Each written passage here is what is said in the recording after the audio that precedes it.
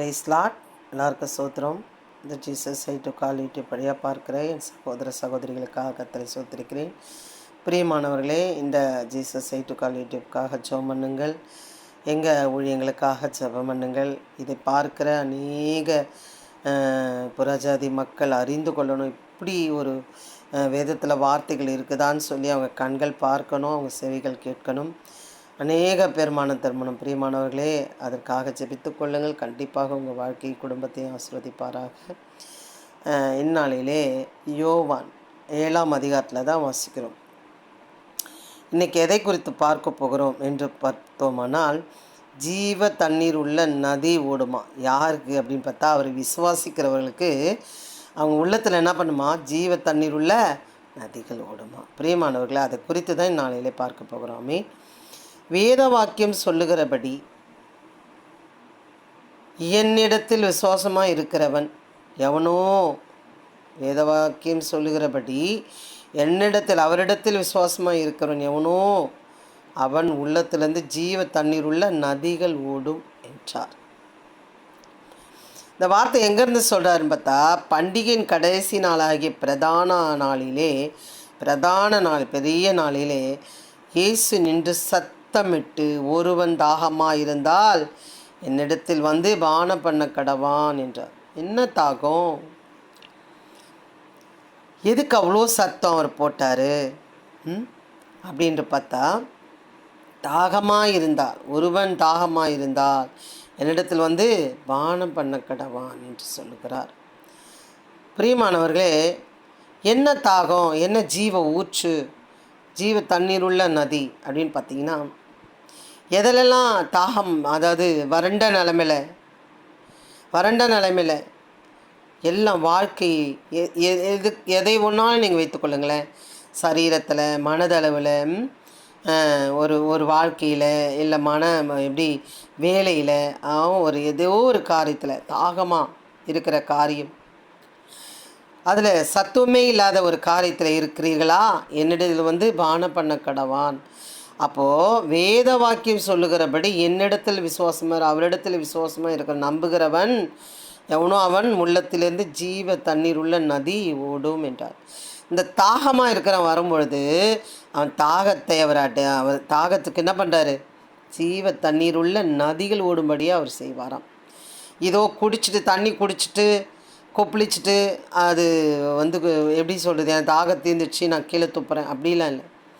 அவன் உள்ளத்திலிருந்து ஜீவ தண்ணீர் உள்ள நதி ஓடும் என்றார். தம்மை விசுவாசிக்கிறவர்கள் அடைய போகிற ஆவியை குறித்து இப்படி சொன்னார். இயேசு இன்னும் மகிமைப்படாதிருந்தபடினால் பரிசுத்த ஆவி இன்னும் அவர்களுக்கு அருளப்படவில்லை. பிரியமானவர்களே, அவர்கள் உள்ளம் தாகத்தாலே இருக்கிறது. அதற்கான வழிவாசல்கள் அவரிடத்தில் வரும்பொழுது ஜீவ தண்ணீர் உள்ள நதிகள் ஓடுமா.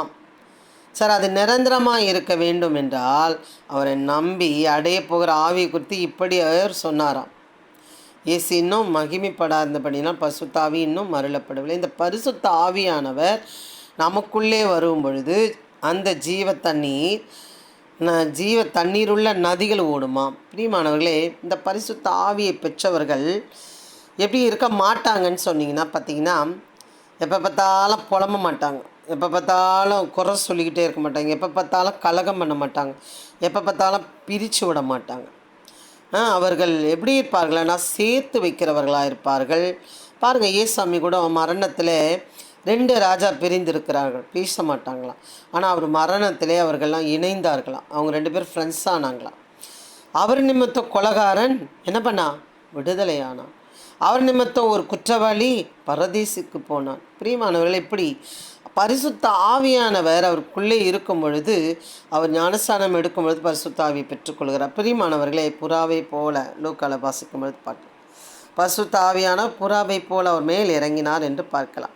அப்படியாக நாம் இருக்க வேண்டும். சரி, அவன் உள்ளத்திலிருந்து ஜீவ தண்ணீர் உள்ள நதிகள் ஓடும். அவன் எங்கே உட்காந்தாலும், ட்ரெயின்லேயோ பஸ்லேயோ எந்த இடம் எங்கே போனாலும் வார்த்தை எப்படி இருக்குன்னு பார்த்தீங்கன்னா பாசிட்டிவாக இருக்கும். நீங்கள் நல்லா இருப்பீங்க, உங்களுக்கு சுகமாயிடும். நீங்கள் ஜெயிக்க பிறந்தவங்க. நீங்கள் உங்கள் வாழ்க்கையில் நீங்கள் எல்லா மாற்றத்தையும் நீங்கள் பார்ப்பீங்க அப்படின்னு சொல்லி அவங்க நடக்குதோ இல்லை அது வேறு விஷயம். ஆனால் அவன் வாயிலேருந்து என்ன வரும் தெரியுமா? ஜீவ தண்ணீர் உள்ள நதிகள் ஓடுமா. வாயிலேருந்து வார்த்தை எப்படி வருமா? ஜீவ தண்ணீர் உள்ள நதிகள் ஓடுமா. பிரியமானவர்களே, வாயில் நமக்கு எப்பவுமே ஈரமாக இருக்கிற இடம் எது தெரியுங்களா? நம்மளோட வாய் தான். அதில் ஜீவன் வரும்படியா, ஜீவன் பிறக்கும்படியா, ஜீவனுள்ள வாழ்க்கை பெறும்படியாக நம்ம பேச வேண்டாம். நான் ஒரு ஹாஸ்பிட்டலுக்கு போயிருந்தேன். ஒரு சகோதரியை பார்த்தா, அவங்களுக்கு 40 வயசுன்னு அவங்க தம்பி சொன்னார். அவங்கள பார்த்துக்கிட்டே இருக்கேன். அழகாக இருக்காங்க, 40 வயசு தானே, அழகாக இருக்காங்க. கல்யாணம் ஆகல சிஸ்டர். அவங்களுக்கு ஒரு பிரச்சனை, தைராய்டு பிரச்சனை வந்துச்சுன்னு அவங்க தொண்டை ஹோல் போட்டு மூக்கில் எல்லாம் டியூப் போட்டு ஒரு வழியாக ஆக்கி வச்சுருக்காங்கன்னு வச்சுக்கிங்களா. ஹாஸ்பிட்டலில் நிற்கிறாங்க. நான் பேச மாட்டாங்கம்மா, பேச்சு வரல, காது கேட்கணும். எனக்கு சடனாக ஆண்டவர் வார்த்தை கொடுக்குறார். என்ன எனக்கு புரியல. சடனாக வாயில் வார்த்தை அப்படியே வந்துக்கிட்டே இருக்கு. அவங்க காதில் போய் சொல்கிறேன். என்ன சொல்கிறேன் தெரியுமா? நீங்கள் பிழைப்பீங்க, நீங்கள் சுகமாகுங்க, உங்கள் ஊருக்கு நீங்கள் திரும்பி போங்க, உங்கள் வாழ்க்கை மறுபடியும் சிறப்படும், உங்கள் வாழ்க்கை சந்தோஷமாக இருக்க, நீங்கள் அநேக பேருக்கு நீங்கள் சாட்சிகளாக இருப்பீங்க, நீங்கள் பயப்படுகிற காரியம் ஒன்றும் நடக்காது அப்படின்னு சொல்லி நிறைய வார்த்தைகள் சொல்லிக்கிட்டே இருக்கேன். எனக்கு அது ஆச்சரியமாக இருந்தது.